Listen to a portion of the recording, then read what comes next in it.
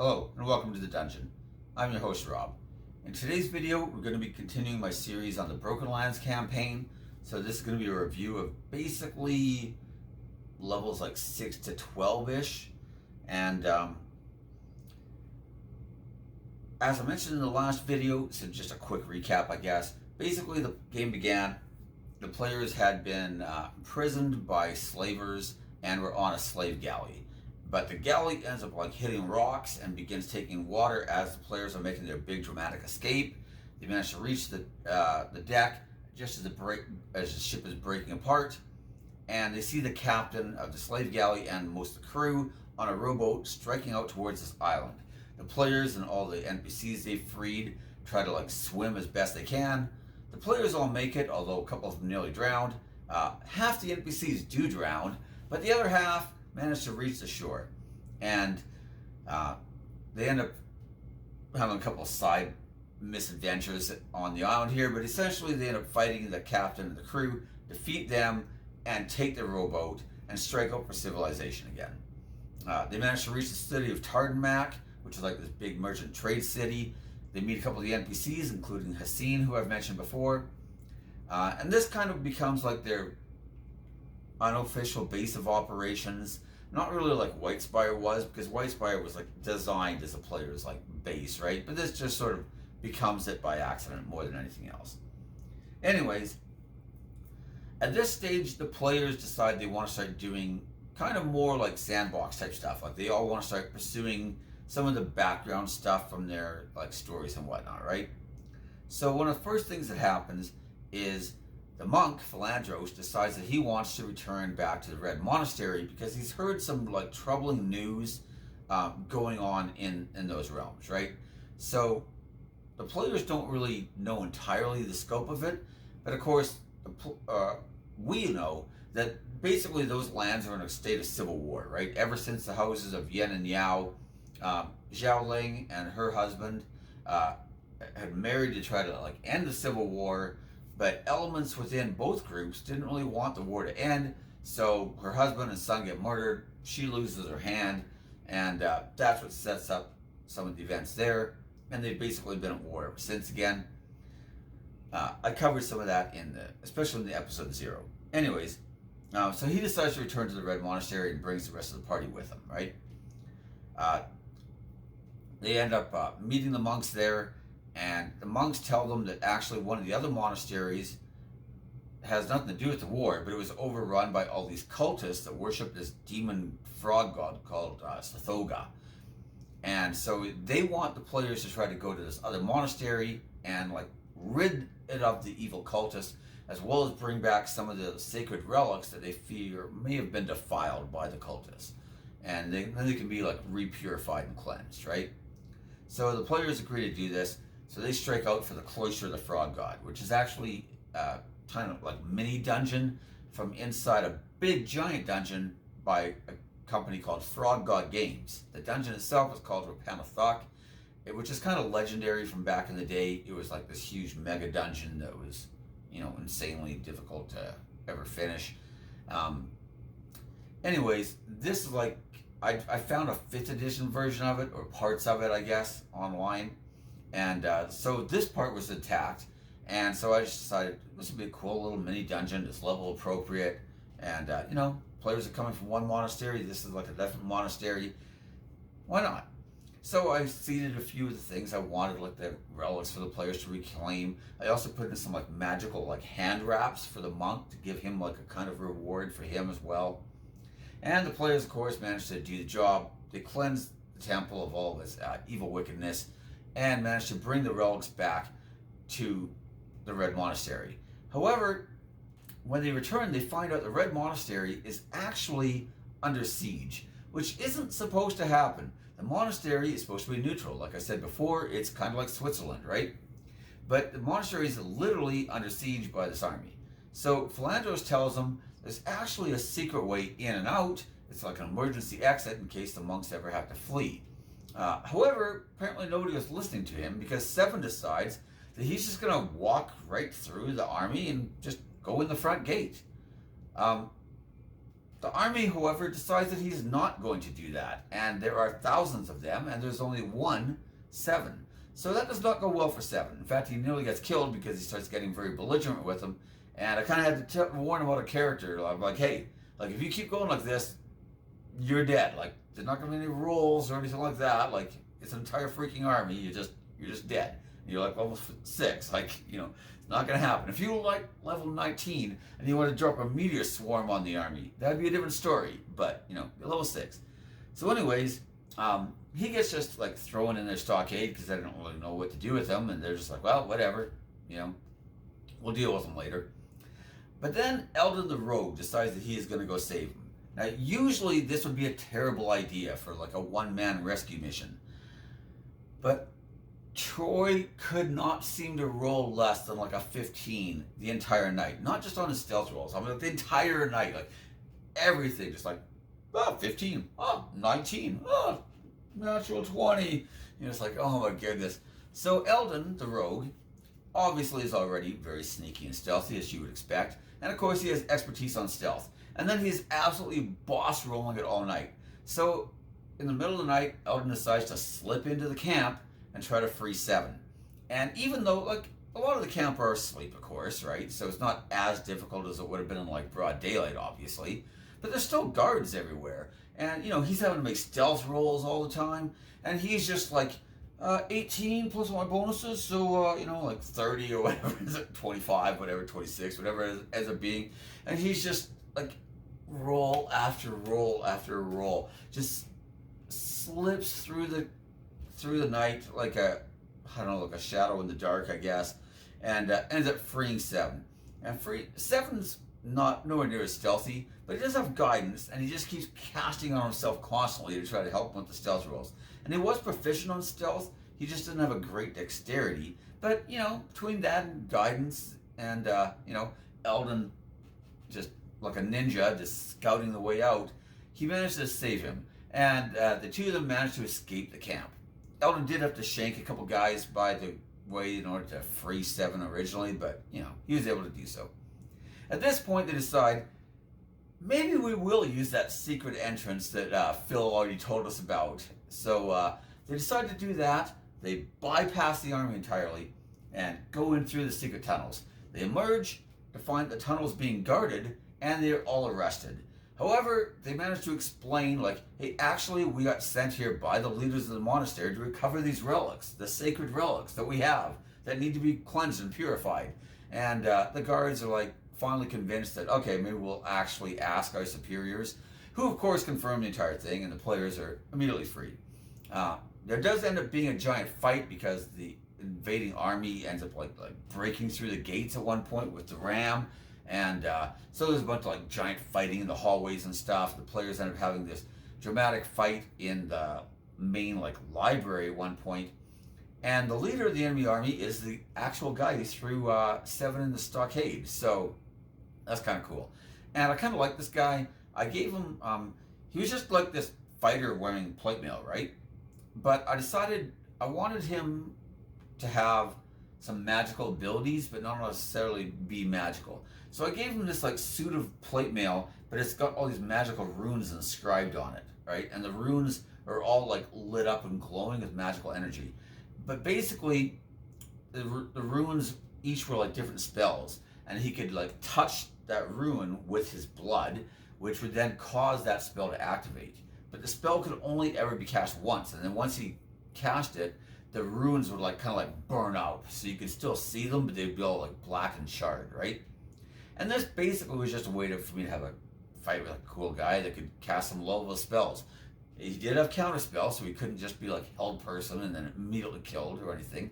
He had like mirror image, which made him a little more challenging. I didn't give him a lot of offensive stuff. I mostly wanted him to be like a defensive fighter, right? But the players managed to overcome him, and at this point they managed to like drive the invaders back. The siege isn't really broken, but without their leaders and having lost a bunch of their forces inside the monastery, they don't really try it any more direct assaults again, and the monks are able to like barricade up the gates again and stuff, right? And they're basically able to hold things off. The players, return the relics, Philandos offers to give them back the magical hand wraps, but the leaders of the monastery tell him that, you know, those can be part of his reward for job well done, right? Which is fine, because that's, you know, that's why the hand wraps are there, because I wanted the monk to have them. Anyways, at this point, the players find out that Zhao Ling, who they just know as the girl with the glass hand, is on the way. And the players are actually pretty afraid of her, because all they've seen of her, like, the characters don't know almost anything about her, but the player characters themselves, or the players themselves, sorry, not the player characters, the players saw her in the one interlude, like, or the one prelude, there we go, prologue, whatever it was. When I introduced her, she's in the garden, and the Iron Mage comes to her, offers her a new hand, and the means to save her dead husband and son, if she will agree to serve him, which she does, because, you know, why wouldn't she at this point? What has she got to lose, right? So the players think that she's actually a villain, maybe. They don't know what's going on, but they just know she's coming here, and she's got an army coming with her. So they're just like, all right, glad we could help, but we're just going to take that secret exit again and exit. So that's what they do. And at this point, they decide Eldon kind of wants a magical weapon, because he hasn't found one yet. And, well, he has like a magic dagger, but he's like a ranged fighter, right, using a crossbow. So the artificer, Seven, decides, I'm going to make him a magical crossbow. And he wants this like cool, like magical wood, right? So he starts telling me, like, is there any kind of like interesting magical wood I could use to make this crossbow? And as soon as he says that, I'm thinking to myself, well, I actually have this forest in the Broken Lands, and the forest is like this, it's got this, part of it's just a normal forest, but part of it has like this little pocket dimension of all these Fae who were exiled by the Queen of Night and Magic after her husband went insane and she kicked him and all of his loyal followers out of the kingdom, right? So there's this like, it's kind of like the TARDIS, I guess. It's bigger on the inside, but there's one part of the forest where it's like this entire enchanted Fae kingdom, right? And a bunch of the Fae all live there in exile, essentially, right? So I decided that'd be a perfect place to have this magical wood. And so the players decide that they're going to go there. And as luck would have it, I found an adventure called Courts of the Shadow Fae. Now, I had no idea the players were going to be doing anything with the Fae. I knew this forest was there. I had no idea they had any interest in ever going there.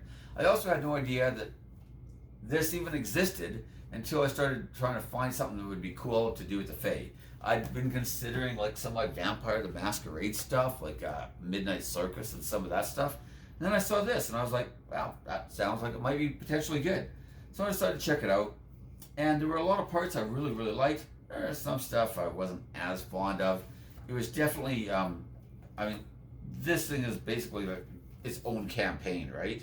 And, you know, I didn't want this to be its own campaign. I just wanted to steal the parts I liked. However, one of the things I thought was cool was that they actually have an adventure about the Moonlit King and trying to actually restore his sanity.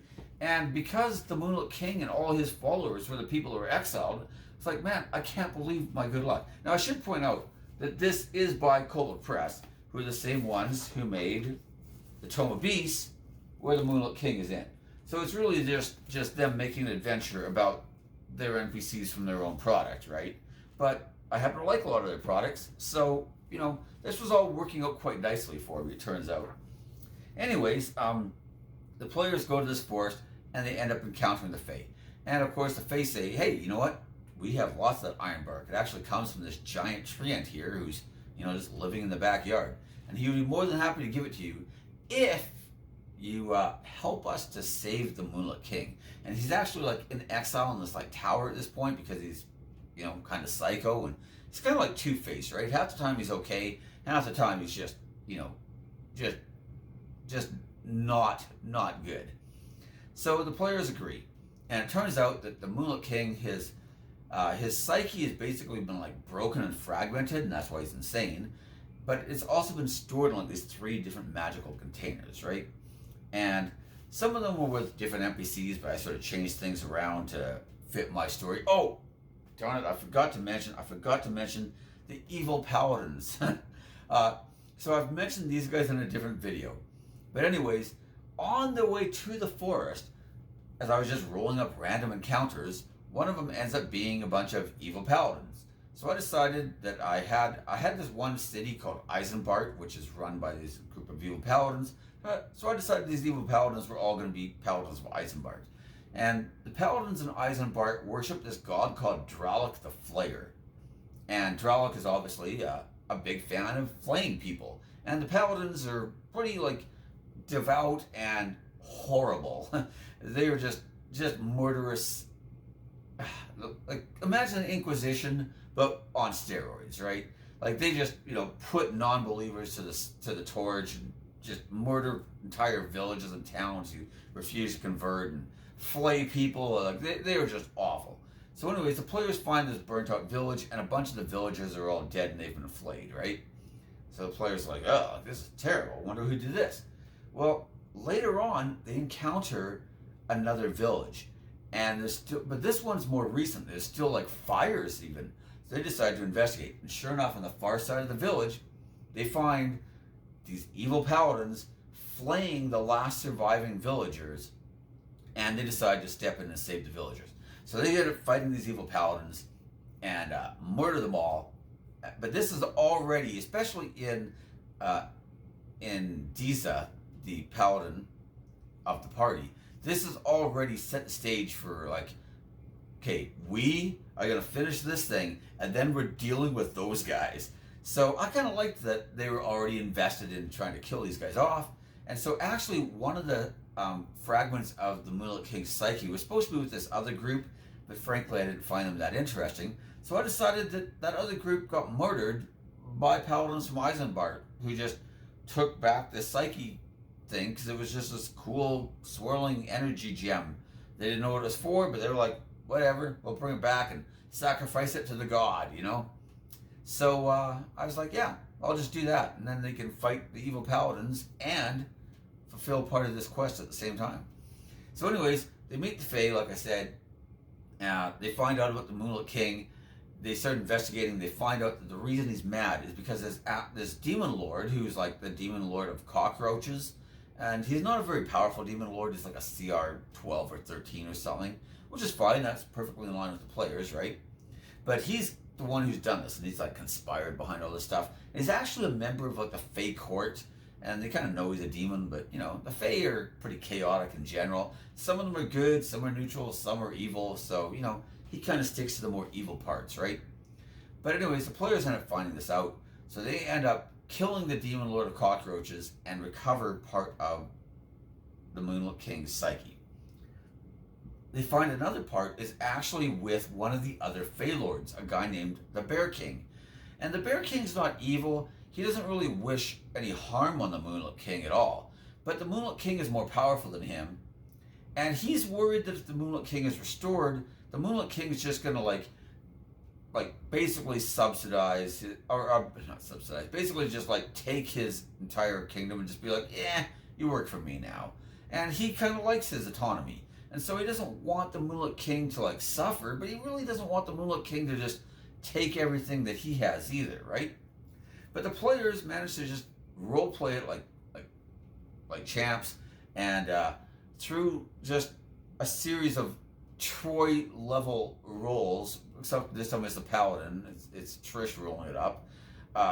She manages to convince the Bear King that we will restore the Moonlit King, but we are going to get concessions from him that he will not touch your kingdom. And the Bear King's like, well, I mean, it's just kind of your word that you're going to be able to get him to do this, but what the heck, I don't really want the guy to suffer. I have nothing against him personally. I just want to keep what's mine, right? But the Bear King agrees, and he gives them the second part. The third part, of course, as I've already mentioned, is with the Paladins of Eisenberg. So the players end up going to Eisenberg, and they develop a strategy that they're going to basically pretend to be supplicants here to worship, and they get some of the garb and stuff like that. They've already seen the banners and flags and stuff as well, so they are kind of familiar with these guys. And basically, they try to turn Seven into like this statue of Shattrath the Destroyer. And to be honest, it's not the best statue out there. This is one roll they did not boss roll, but they managed to at least try to do it, and they've got him in a cart, and they bring him in, and they try to pretend that he's this statue of Trolloc, right? However,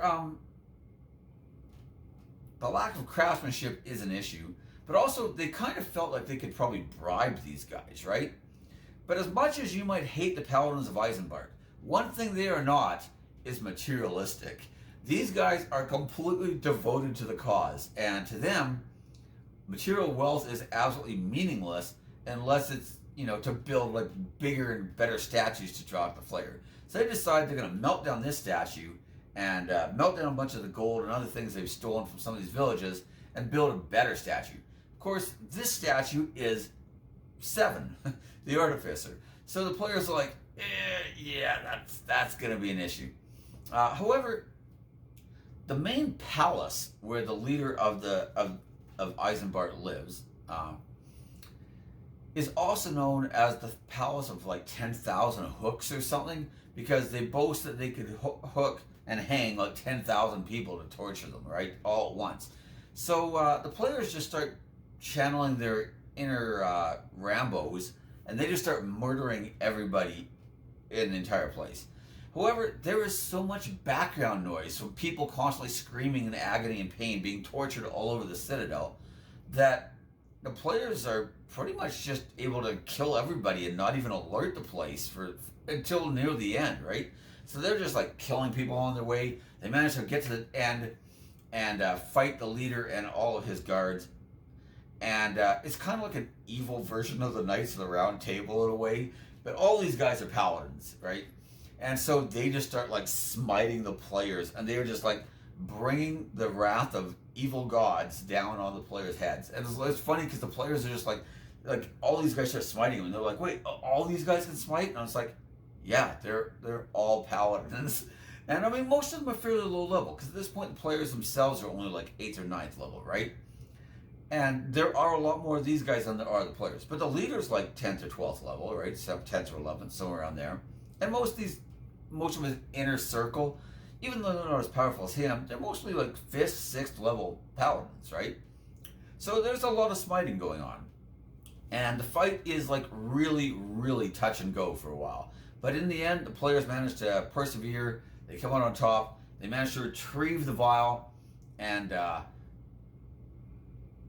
it's funny because there's kind of this prophecy that if the leader of the city, or if the leader of the Citadel should ever fail in his faith, the Citadel is actually like kind of like this, overlooking this pit where they throw bodies into it, or even living people after they flay them, so they just die in this pit. But the legend is that if the leader's faith should ever flag, the entire thing will just fall off into the pit.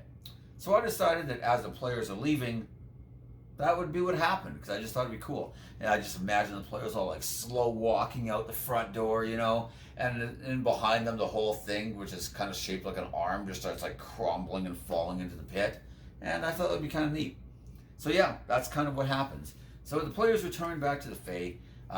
They find out where the Moonlit King's tower is. Of course, he's, like I said, kind of been locked into he's under house arrest, essentially, right? So they return. They have to end up fighting him and a bunch of his guards. They don't have to kill him, though. They just have to kind of like beat him down to a certain point where he just sort of like goes all bipolar and just surrenders, right? So they end up doing that, but they're able to restore his psyche and return him to sanity again, and he's able to return to his people, and there's a huge celebration. The players, of course, are treated like kings and conquering heroes, which they are at this point, and there's this huge celebration. You also meet these 3 sisters, which I think is supposed to be like an allegory of the Norns, probably. But one of the things they can do is like read people's futures, right? So I get another chance to bring out my battered and beaten Taroka deck, thanks to my 4-year-old daughter, who, 3 years old at the time, really took a liking to the pictures and doesn't know how to open boxes particularly well. But that's okay. We love her anyways. So I did kind of like a reading. I had 4 characters already set up in advance, right? So there was the warrior, who of course is Xiao Ling. There's the priest, who I mentioned in episode 0, is a woman named Ash. Then there's the mage, who is technically a warlock. That was a former player character in a different campaign named Murin. And then there was the Mouse King, who was the rogue, who was met in the Whitespire campaign and was friends with Crag and the former player characters, who all got exiled to the Far Realm. So I knew that each one of them was going to be the 4 people involved, but the rest was actually just random draws, except for Xiao Ling, because I knew that Death was going to be like her like big bad, because she's going into the realm of death, of course, right? But I wanted to have different artifacts that would be associated with each one, and different like dungeon type things, right? So like they draw and all that stuff. I just decided to do it randomly, and then I already knew what all the were going to be, but then it was just like matching which one to which story, right? So, oh, the warrior drew this, that was this one that goes there, and this one goes here, and then the priest, we drew this and this, and then, you know, like I said, just shuffling them all around and matching them all up. And I liked the fact that it was just going to be random, and that was going to determine the rest of the campaign, essentially, just blind luck. Always best to leave things to chance. No, that's actually a terrible idea usually, but, you know, whatever. There was a plan there too. It wasn't all blind luck. Anyways, so after all this, the players get their magic wood from the tree ant, and they make their magic crossbow. And we have ridiculously insane amounts of downtime, of course, as Seven decides to create a crossbow and some plate mail, I believe, and a bunch of other stuff as well. Anyways, I decided though that time would work a little different in the forest, so instead of being like 2 years of him working a forge every day, thanks to the 5e crafting rules, that, you know, he could do it in like 6 months or whatever it was, right? So anyways, wasn't even 6 months, probably 3 months, I guess, of actual game time, but inside the Fae area here, they were there for a while. Anyways, they returned back to the Red Monastery to find that the other army is no longer there, but they're now not really besieged, but now Xiao Ling is there with her army, and she's kind of like liberated the place, but also kind of just taken possession of it. So she's decided that, yeah, you're not really neutral anymore. You now work for me. I mean, you know, what are you gonna do? I got an army and a glass hand that's magical. And yeah. So she's come to the monastery, partly to beat the forces that were, you know, betrayed her and cut her hand off, and all that wing of the family tree that she's now like subjugated and brought under her control again. And also because she wants to find the gateway that leads to the realm of death, so she can go get her husband and son back. And one of the things that the Iron Mage had told her was that she would find the way here in the monastery. There were books that would detail where she needed to go and who she needed to bring with her. And sure enough, she ends up finding this book, and it talks about her and her companions, who of course happen to match the descriptions of the player characters. Oh, in the visions, the player characters have seen her, Ash, Murren, and the Mouse King as well. The player characters have seen them all. The players didn't recognize any of them except for Xiao Ling. They, you know, like I said, they've been afraid of the girl with the glass hand for a while now. I was hoping they'd recognize some of the others, because they've met the Mouse King before in their previous campaign. I also described a half-orc wearing plate mail with a flaming greatsword that was casting spells, which was Cody's character Murren from the King in Yellow campaign, but none of them put 2 and 2 together there.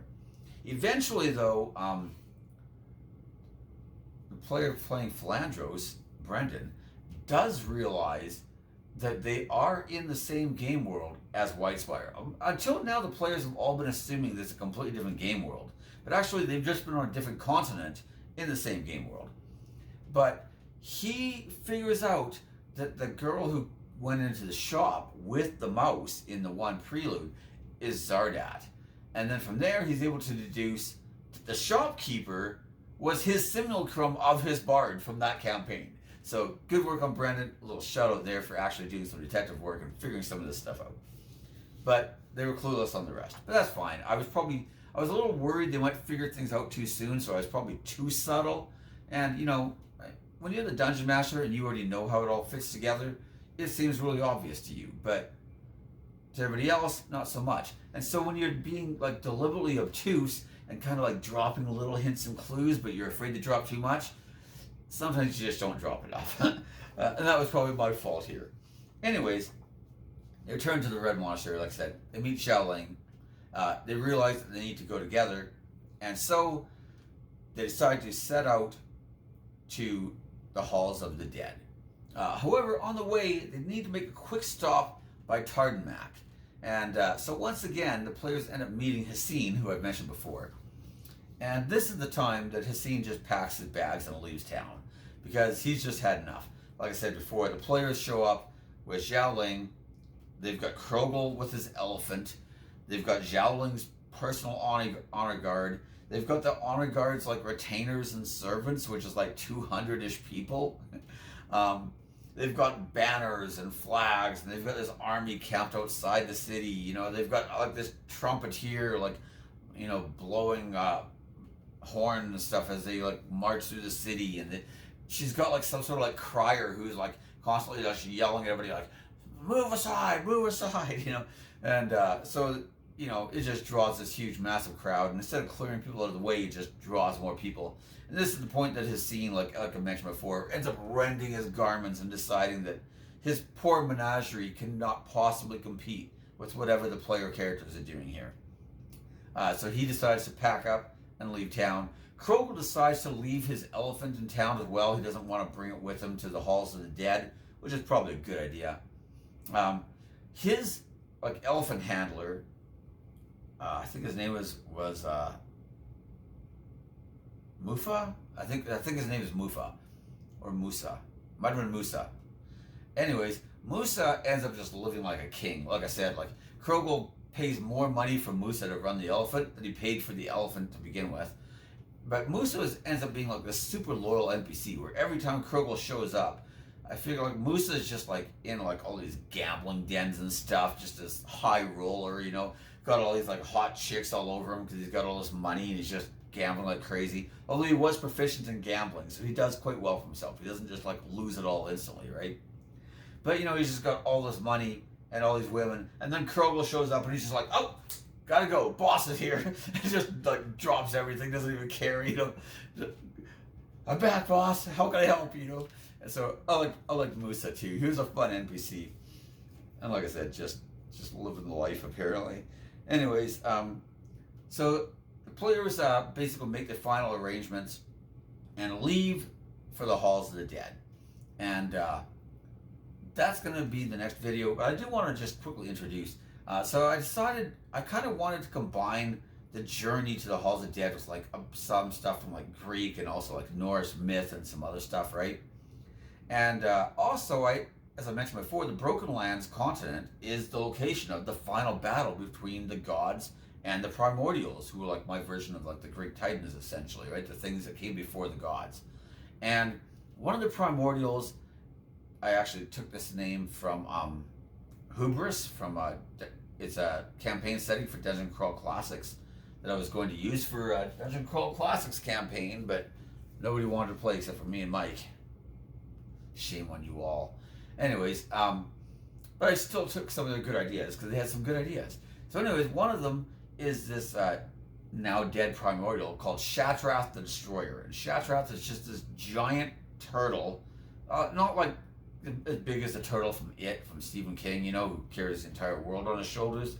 But just to give you an idea of how large he is, his shell is like buried into the ground and still sticks like 300 feet above the ground, and like half of it is below the surface still. And it's not sticking straight up, it's like out at an angle, right? And it's just like 300 feet of shell just sticking out. Anyways, underneath him, I decided that would be the passage to the Halls of the Dead.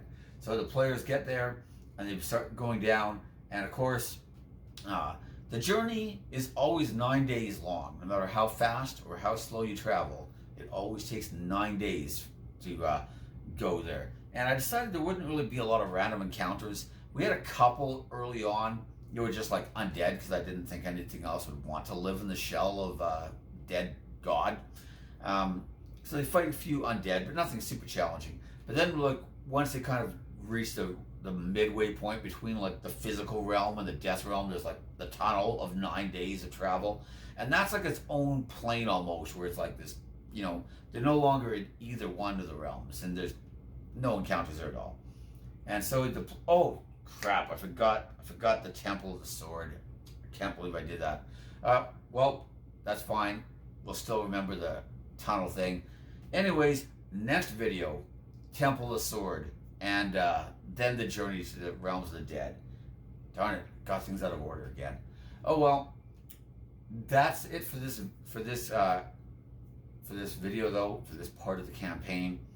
I think this part got them to roughly 11 by now, and then by the end they were like 13-ish, right? So like I say, this was like 6 to 11-ish, I think, in this video. Anyways, that's everything. It's like pretty late at night. I think it's like 1 in the morning now. I'm not even sure, but you know, everybody else finally went to bed. So now I was like, this is a good time to make a video. I don't care how late it is. But I think the lateness is starting to affect my memory and my mind here. So it's probably a good spot to end. Anyways, that's everything. Thank you for watching. Feel free to like, subscribe, comment, everything else. Ring the bell for notifications. And I will see you next time. Bye.